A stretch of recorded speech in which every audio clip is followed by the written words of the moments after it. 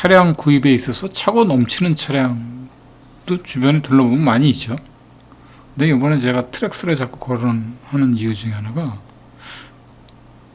그 요소가 다 차고 넘치고 완벽하다라면은 거기에 따른 이제 가격이 이제 많이 올라가게 되죠. 3천만 원 돈 이상으로 올라가거나 이제 3천만 원, 2천만 원 중후반대의 가격이 될 거라고 보여집니다.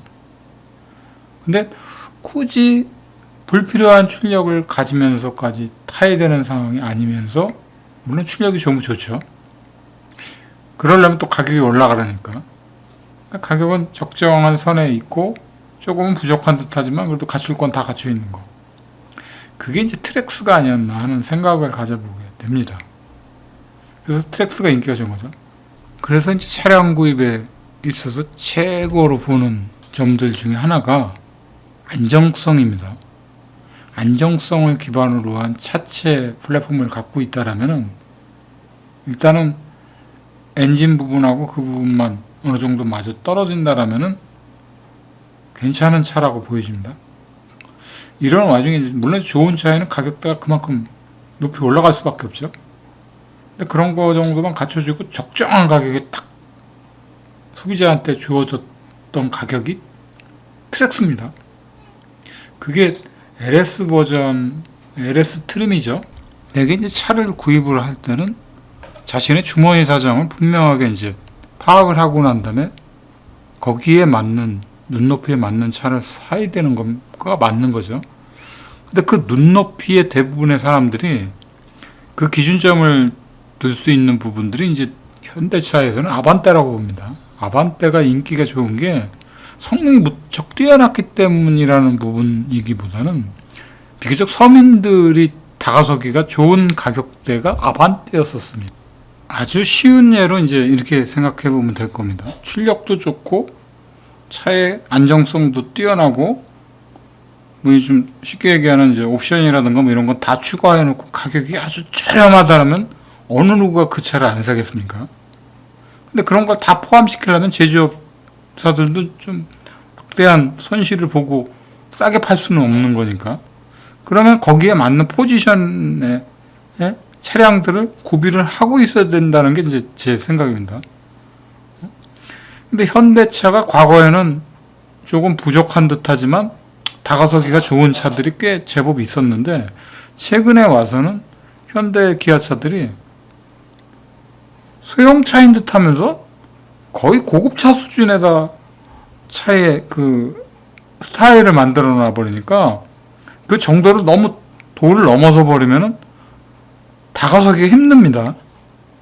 앞서도 얘기했지만 제가 아반떼 얘기를 하는 게 아반떼가 기본적인 요소의 것들은 갖추고 있으면서 가격적인 측면들이 예전에 한 1,000여만 원 돈이 넘거나 1,000만 원 초반대 거의 경차보다는 좀 높지만 경차에 대한 안정성을 벗어나려고 하는 사람들이 타려고 할 때 그 중간에 이제 탁월한 선택이 됐던 게 이제 아반떼급이죠. 90년도에는 또 프레스토라는 차량이 있었습니다. 프레스토라는 차량이 있고 이제 엘란트라는 차량도 있었죠.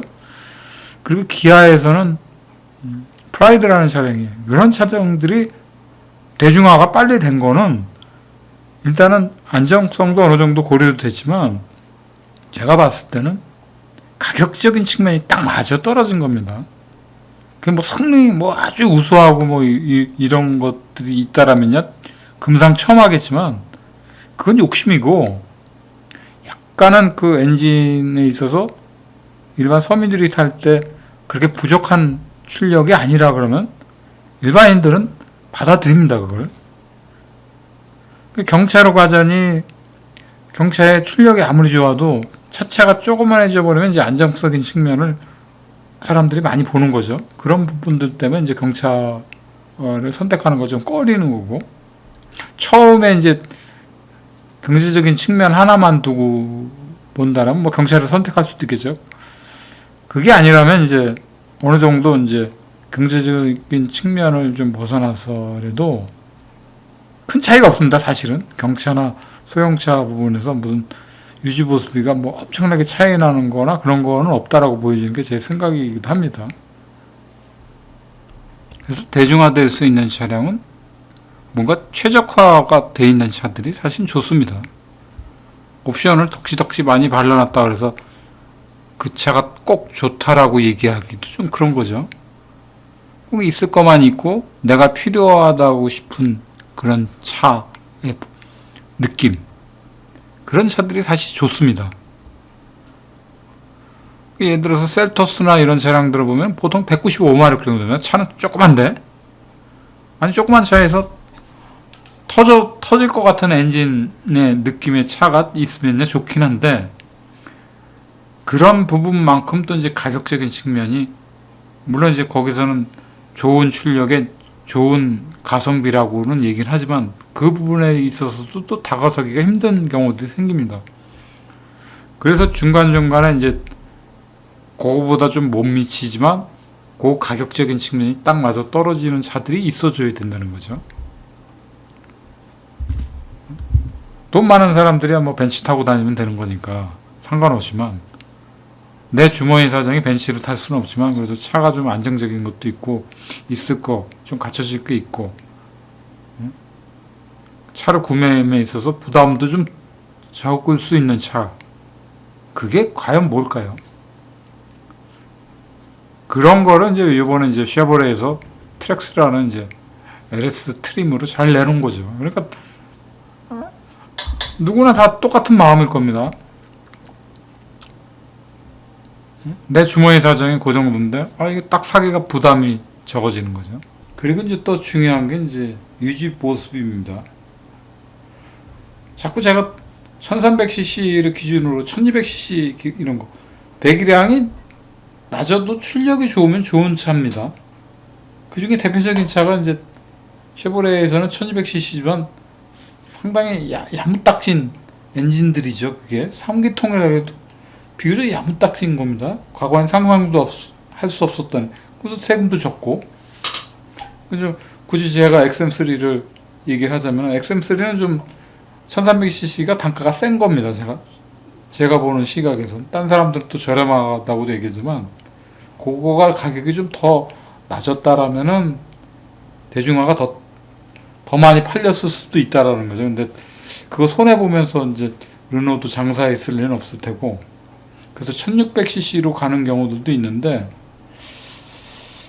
또 1600cc하고 1300cc하고는 또 세금적인 가격 차이가 또 제법 좀 있습니다. 그거 우습게 볼 수 있는 가격 차이는 아닐 거라고 보여지는 겁니다. 근데 그거에서 제일 최적화되는 게 1200cc나 1300cc인 거죠. 부담도 없고, 처음 초년생들이 타기에도 세금적인 거라든가 보험료 같은 거도 이렇게 그렇게 과히 넘치지 않을 정도라고 보여집니다.